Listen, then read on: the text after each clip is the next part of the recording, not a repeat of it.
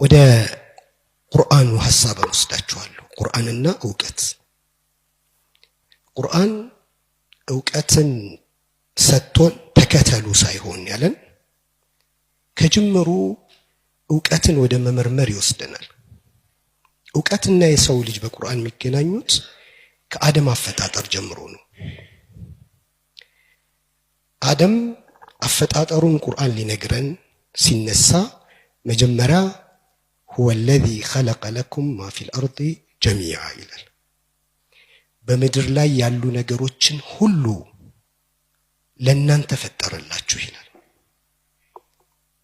በሌላ አያ ደግሞ وسخر لكم ما في السماوات وما في الأرض በሰማያትና በምድር ያሉ ነገሮችን ሁሉ እናንተ መመርመር ለእናንተ አገልግሎት ማዋል እንድትችሉ ምቹና ገር አደረግ ነው ይላል።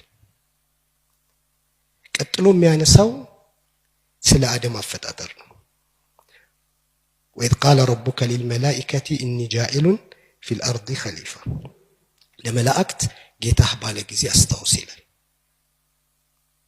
እኔ ምድር ላይ ኸሊፋ ምትክ መሪን አስተዳዳሪን ፈጥራለሁኝ ይላል። ይህን ጊዜ መላእክት ጥያቄ አነሱ።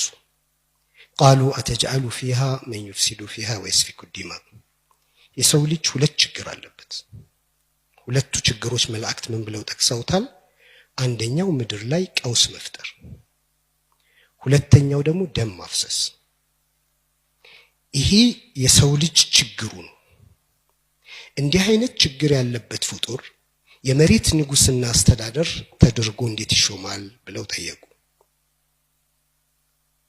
ይሄ ችግር እንዴት እንደሚፈታና የሰው ልጅ ድክመቱ ብቻ ሳይሆን ሌላ ትልቅ ቁም ነገር ውስጡ እንዳለ ለመላእክት ገለጸላቸው። وعلم آدم الأسماء كلها አደም ስሞችን ሁሉ አስተማረው ይላል።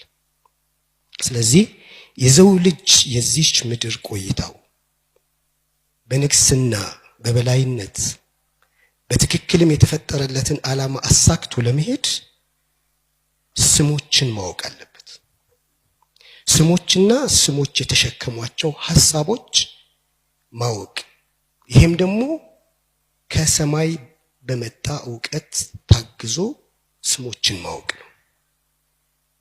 ዓለም ላይ ያለ ዕውቀት ሁሉ ብንወስደው ስምን ማወቅ ነው። ስምና ስሞች የተሸከሙትን ሐሳብ ማወቅ ነው።